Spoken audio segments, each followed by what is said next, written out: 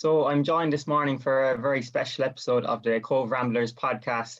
I'm joined by Cobh Ramblers chairman Bill O'Leary, and our very special guest is Gary Wilson of Castle. So as you all know, we had our special launch yesterday of our new club partner, Castle. So on social media, it was everywhere. We had Brezzy, we had Nicky Byrne, Sean McLaughlin sharing the club colours and Castle logo adorned on the front. So we're just doing this as part of the launch to kind of get to know Gary a bit better and what he hopes to get out of the partnership. And then, of course, we've Bill here. So Bill has been chairman of the club now for many months and is a key part of all what's going on in the club and all the positivity. So looking forward to a great show. So first of all, just Gary, yourself, if you want to introduce yourself to the Ramblers fans listening in.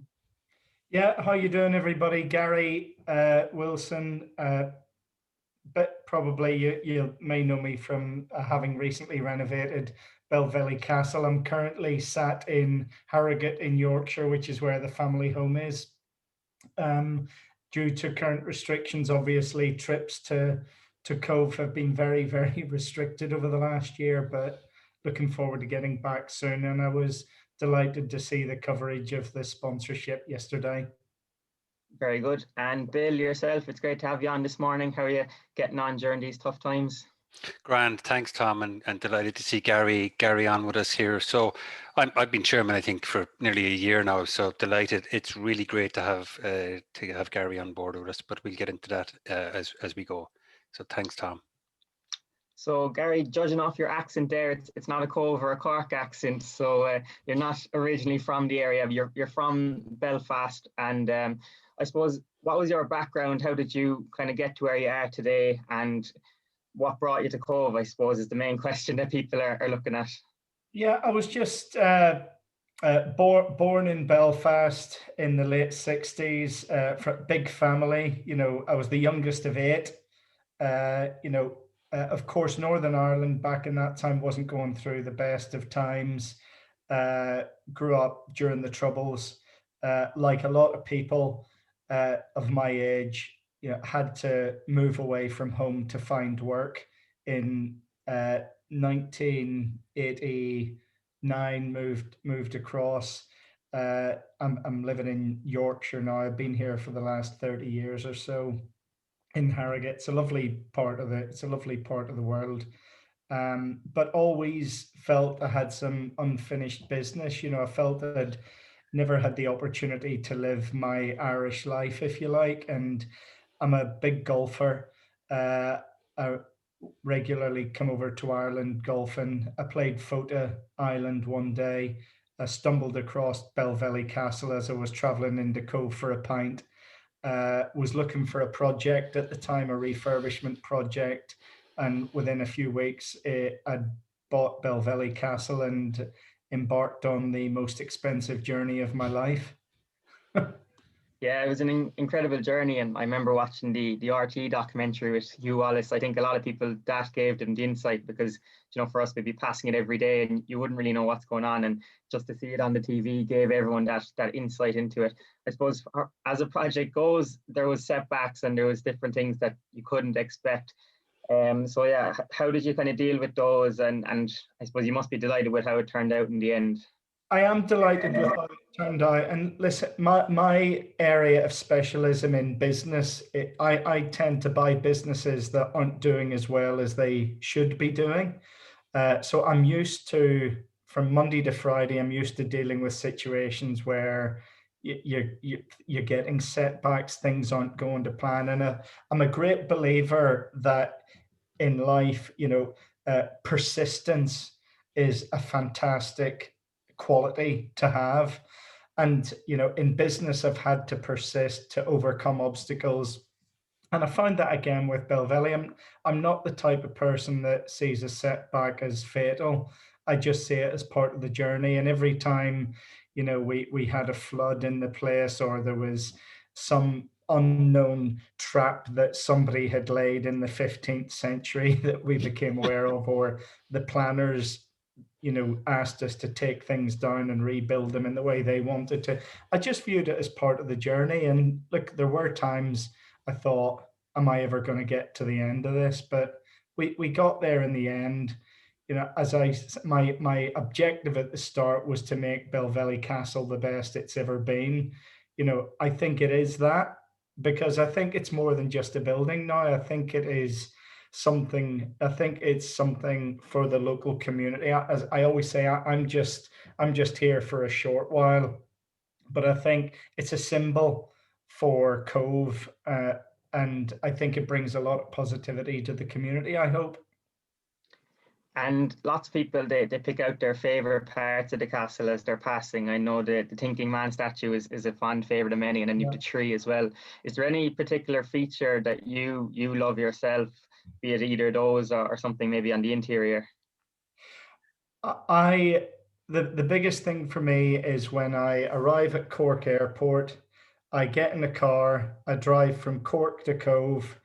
I'm driving along that road past Fota, and I turn the corner to cross the bridge, and I look up to my left, and I see the castle and the golden tree glinting in whatever light there is, and that to me is that's the big thing to me. It's a safe haven for me. It's a bolt hole.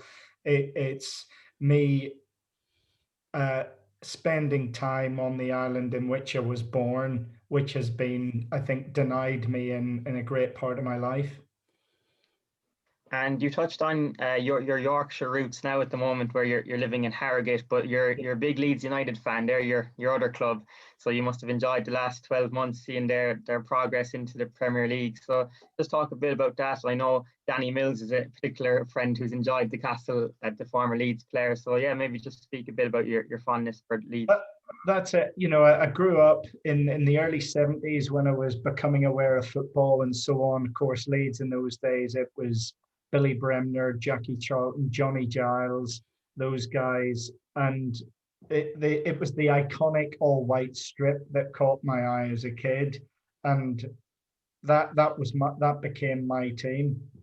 And I think I learned at a very early age there would be highs and lows. In 1972, we beat Arsenal in the FA Cup. In 1973, we got beat by Sunderland in the FA Cup in one of the greatest upsets of all time. And that's been the journey of a Leeds fan. We've had highs and we've had lows. And, the last 16 years have been a low for sure. But I tell you what, this last year, it's been one of the most enjoyable times in my life to be a Leeds fan, to see Bielsa change that group of players from what were a mid-table championship team to be a team that can compete in the Premier League has just been fantastic. And I was just saying to Trevor on Cork 96 FM there a wee minute ago, it's a lesson to us all. His big thing is fitness. Apparently the training sessions are intense. A lot of them are based around running, literally just running. But he's made these players fitter than they've ever been. I do think they're the fittest team even in the Premiership. And it's enabled them to fulfill their talent. And for players that never thought they would play in the Premiership to play at the very highest level, there's a lesson there for all of us, and hopefully the Ramblers. Yeah, you can see with their team that they're maybe not the biggest household names, but he's really kind of bought into the group identity, and they all work for each other, which you mightn't get at some of the bigger teams. And it's something Ramblers have always been proud of as well, and that we can compete with the bigger clubs because we have that work ethic and that extra desire to go the extra mile. So that brings us on nicely to your connection with Ramblers. So you've been involved in Cobh now for a couple of years, and now the last 12 months started to kind of get involved on the football side, and now the club partnership with Belvelly has come on the scene. So how did that come about, Gary? Because I haven't been able to visit for the last year, we've obviously all got to put our health first at the minute. Jonathan always keeps me posted. I know he's in contact with you, Bill, and some of the guys at the club. And I also follow the team on social media. I enjoyed the live streaming of the past season. I think that actually, I heard you on the radio a few weeks ago, Bill, and you talked about a negative becoming a positive. Yes. And I think the live streaming enabled people that weren't able or haven't been able in the past to see Cobh Ramblers actually watch them in action. And that was true for me. Yeah. And as I say, Jonathan keeps me posted. look, we're all going through a tough time at the minute. We've all got to support each other. But I think the clincher for me was speaking to Bill and some of the lads. It's the part the club plays in the community. And I got the impression from you, Bill, that the club have maybe been through some tougher times in the past, but actually I really sense that the management of the club are keen to put the community at the heart there. And I felt that I got the sense there was cooperation, there was goodwill. I really am an admirer of the Cobh for Football initiative, as you know. And, Jonathan just said to me, look, there's an opportunity for someone to sponsor the club this season. And I said, well, why don't we do it? And, initially I said to Jonathan, look, maybe we should give a local business the chance to put their name on the shirts, and then of course we talked about breaking the silence and giving them the opportunity to put their name on the shirt. And it's great to see the Belvelly Castle logo on there. Everybody that comes to Cobh passes Belvelly Castle, don't they? And maybe that can be a symbol just for the resurgence of the club once this lockdown's over. And Billy, I'll just bring you in there on your role in that process and how you feel it's gone since it began. Oh, I mean, it's been great, Tom. It's not without its challenges, yeah. So running a League of Ireland club is not for the faint-hearted, yeah. It's a difficult business model, I would say. We're fighting all the time with competitively with other sports, and the opportunity for people to sit and watch, having a beer at home and watch a game on TV, for instance, all over the world. So but the beauty, I think, of local football is that you can create that connection with your community, but also people representing you, and they're doing their very best for themselves, but for the community, and they're representing you at a national level. And these are guys that really want to do better, right? So it's a really positive environment. And coming back to that community connection, and we're founded absolutely on this. What we're doing here is, like, this club is not about any individual. It's very touched by what Gary just said a while ago about the castle, that he's taking temporary ownership of it. We're taking temporary ownership of the management of the club, and we'll pass it on in a few years, hopefully in a better state than when we got it. And I think the community really get that feeling that there's an honesty of intent and endeavour. There's no hidden agenda. Everyone's voice is equally as important. Why do we exist, and who are we trying to serve? Well, we're trying to serve the community so that they belong, so they feel like they belong to something. That sense of belonging is really, really important now, because people have lost so much connection, right? So they're desperately seeking something to link with and to feel energized by. And that's what we're bringing, I think, that sense of belonging and belief. So let's be ambitious and let's be proud and let's go forward together. So I'm really, really excited. It's been tough, right? So long hours, but lovely hours. And like, when you see what happened yesterday with Gary and Anne and Jonathan and what they've done, right? What they've done, it's not about the money. It's about much more than that. It's a validation from somebody as successful and as respected and as knowledgeable as Gary in business and as football, like showing, I suppose, real interest in what we're trying to do. It's enormous. It's a win-win, I think, and it's a validation of the town, right, on so many levels. So we're absolutely over the moon. And Gary, you touched on breaking the silence there. It's an aspect of the deal which has really got a lot of positivity, and mental health is so important. But it's really to watch ourselves. And was that a key part of the partnership for you, that you could do something to raise awareness and raise funds for mental health services? Well, mental health has, I think, lost its stigma. Yes. If we go back even 5 years or 10 years, people didn't want to talk about it. It was seen as a weakness. There's not many people go through life without suffering mental health challenges at any time. And it, as you know, it is the biggest killer in men below the age of 40. We've got to recognize that the statistics are telling us something, and we've got to raise awareness and learn about how we reduce that risk. And I think I'm a great believer, sport and activity are a great antidote to mental health problems. Just getting out in the fresh air, getting exercise. Listen, in my business life, I've been under huge pressure at times.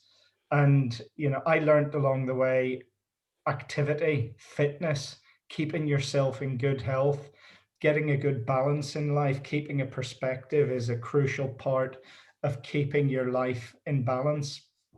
But listen, I lost a brother to suicide when he was 32 years old, my next eldest brother, and it has had a profound impact on my life and my family's life. So to be able to support Breaking the Silence is close to my heart. I know it means a lot to the club as well and to Jonathan. And I really do hope that it raises awareness and some funds for the charity. Yeah, I'd like to come in, John, Tom, from a club perspective. When we came on board a couple of years ago, we've been looking at ways in which we could help as Gary said, destigmatize mental health, and people can talk about it. And it's very important in the context of a team. We know that life is difficult. We go through cycles and difficulties, and sport mirrors life. So aside from getting the group energy and being able to talk with your colleagues left and right of you, you're learning how to win and lose, and that's life. So you win and lose in life. So we're delighted, right? This Breaking the Silence group are doing great work, and we've, the Darkness into Light group are doing great work, and we've had a number of workshops with our older players to help them, to understand and build that resilience, as Gary said, to better cope with difficulties. And now is more important than ever. We can see kids, they're desperate to get out and play. They're desperate to feel involved. They're energized. They're full of life, and they're being held back a little bit. So that I suppose that calling for Breaking the Silence and other mental health charities right now is enormous, and so we're absolutely delighted. It's going to give those guys a national stage and much needed funds. So thrilled with Gary and Anne.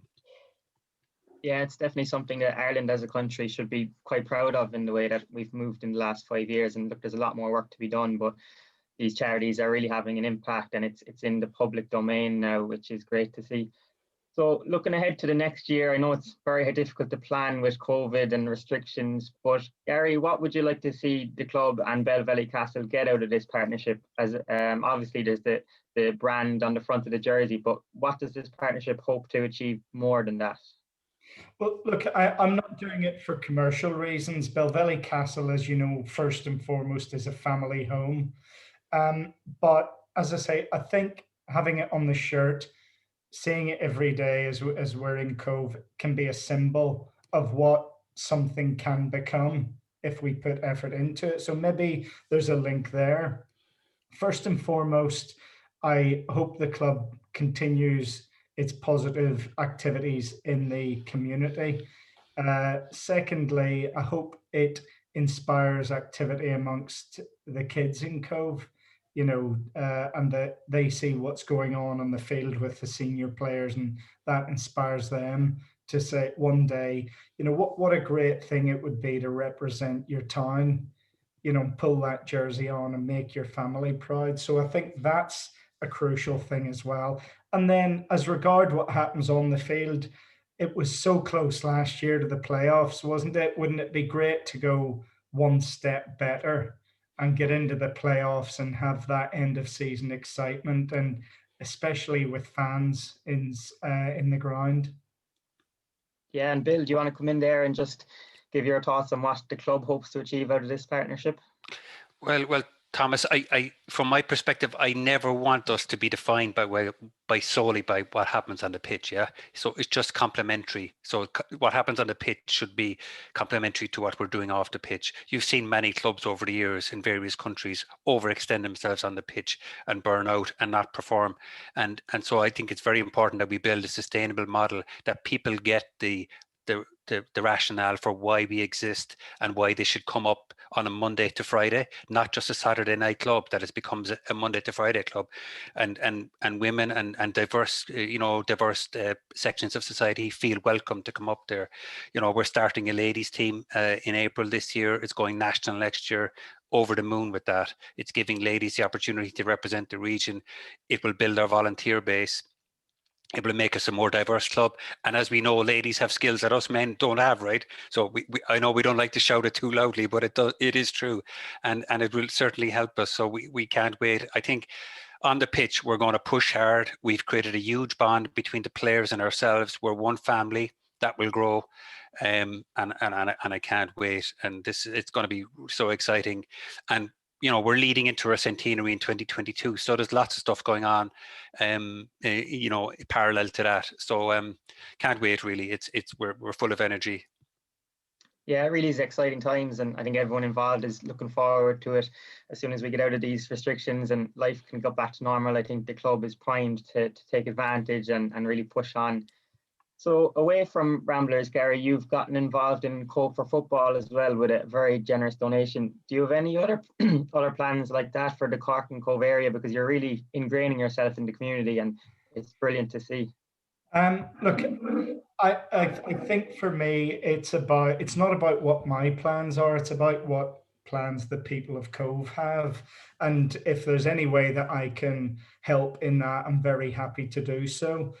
As I'm regularly reminded by the residents of Belvelly, I'm a blow-in, and I need to recognise my position in the pecking order there. So, but if I can help, I'd be glad to.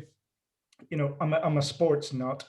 I love my football. I also love my rugby. So I'd love to get a game. I'd love to see a game at the Pirates as well.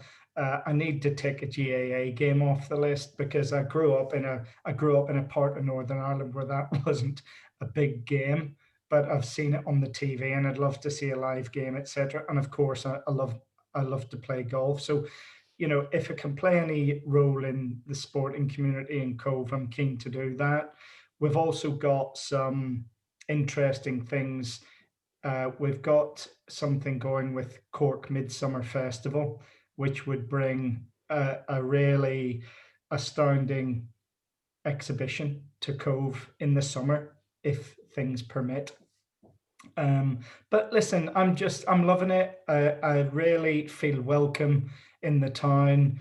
Thank you to everybody for welcoming the Wilson family. We're loving our time there, and if there's anything we can do to take Cobh forward and make it an even greater island, we're loving to do that. I personally think Cobh is a hidden gem. I really do. I look at Kinsale, what a beautiful place that is. But I tell you what, Cobh's got everything to rival Kinsale. That there are things we can do, but it's a stunning, stunning town. But the thing I love most about Cobh is it's real. You go to Cobh, you meet the Cobhites, you meet the people from Cobh. It's real. It's down to earth. We must make sure we don't lose that and we don't become just a tourist destination. But if there's anything I can do, I'm very happy to help. Yeah, we're definitely delighted to have you involved in the town, and there's so many great initiatives that you've planned. So looking forward to seeing them come into action now in the next few months. So Billy, yourself, what are the club's plans in the next few months and time ahead? I suppose Gary talked about his plans, and the club is very ambitious as well. So is there any other projects that you have planned that you can talk about? Yeah, so I mean, look, we're going to continue as a club to be positive and ambitious, right? And I keep saying we're not the only club in Cobh. We're the second club in Cork. We might even be the first club. Who knows, right? So let's aim high. Let's continue to be confident in all of our discussions with the media, and with our interaction with the FAI at a very high level, and really represent the club in a strong way. Let's continue to engage with diverse groups, to engage with the community, more women involved, have lots of Cobh guys at coaching level, and help those guys with their badges, etc. And lots of kids coming in there, and with the new mascot and all of that. And let's really give it a go on the pitch as well. We're setting ourselves up for some really exciting stuff on the centenary year calendar of events, really exciting stuff. We have a couple of affiliations with other clubs. We're looking at that across Europe, really exciting stuff. learning from them and some really high profile clubs. Let's also look at, I suppose, trying to upgrade our facilities. We need to do more there. We need to make the experience more enjoyable for diverse groups of people. So we're pushing ahead with that, and we're using various avenues to do that.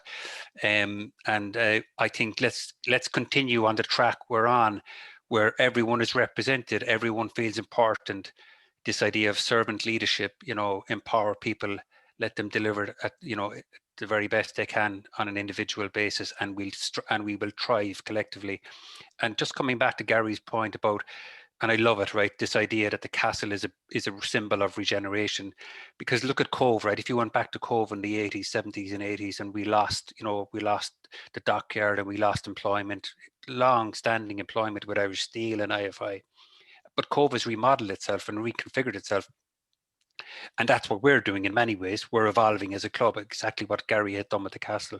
So it's win-win stuff, and we can take learnings from each other in a positive way and be inspired. So we're inspired by what Gary has done. We're absolutely inspired by his vote of confidence in us as people and as leaders and as a club. And we're going to really use it going forward, and we can't wait. It's fantastic time. Brilliant. Lots of great ambitious plans there, and again looking forward to seeing them in the next few months as we get back to normality. So just touching on some sad news we received this morning on Bob Donovan's the passing of his mother Alice. So that was a very sad news to hear. So Bill, do you want to just give the club's condolences? Yeah, and it's a very sad time for Bob. Bob is a really, really core family man. Family means so much to him. The Ramblers family and his own family. A lovely man. I mean, he's a giver. He gives so much. He knits so many parts of this club together. Terrible news this morning, hearing that his mom passed away after a long illness, Alice. So we're here for Bob, and he knows that, and that's important. And he's part of our family, and we wish him all the very best. He knows where we are, and he can call on us at any time. So it's sad news, yeah, for sure. Yeah, our thoughts with Bob and Evan and Reese in these difficult times for them. So we'll just finish up, Gary. So just your final word to the Ramblers fans about this partnership. If you have one final, I suppose, words to tell them what to expect in the next few months, and to thank them for their part in this. I would just say, let's enjoy the journey. I think we've all been taught a few lessons in this last year that we shouldn't take anything for granted. It's going to be so fantastic to see live sport again. Let's take some lessons, and, with the partnership with Breaking the Silence, let's keep ourselves in good shape. Let's make sure the team is the fittest it possibly can be for the season ahead. Let's give Stuart and the team all the support we can, and let's make sure Cobh has a great football club. And I mean that, a football club, not just a football team. Let's make sure Cobh has a great football club on the island. Great stuff. And Bill, I'll give the final word to you as club chairman. Yeah, I mean, look, it's a start to something great here, I think, and I just want to thank everyone that's done everything in the last 18 months with this club, and people long before we came on the scene. This club is 100 years old next year. Everyone that has been involved in the club at various levels has contributed to that. They're never going to be forgotten, and they never should be forgotten. And we're only here to pass it on. We'll work hard and continue to strive. And I just want to thank the team, the team that are there. Amazing group of people. We have something special. Let's protect it, and let's be ambitious and brave, and let's believe and belong, and we'll go places together. So this is the start. Thank you, Gary, and special thanks to Jonathan. I mean, obviously, Gary has supported us with Anne and his family, but Jonathan has been an amazing supporter to us, and he's been up at games there, against Wexford and at loan in the rain, right, years ago. So so thank you, Jonathan. Yeah, well said, Bill. Yeah. Thanks to Jonathan Lee. Yeah. Very good. So thank you, Gary, and thank you, Bill, for your time this morning. It's much appreciated, and I'm sure the fans will all enjoy this interview. So it's as part of the Cobh Rambling Podcast, which we issue out, and we hope you enjoy it. So thanks again, lads, and enjoy the rest of your weekend. Thank you so much. Bye-bye. Cheers. Thank you, Tom. Thanks, James.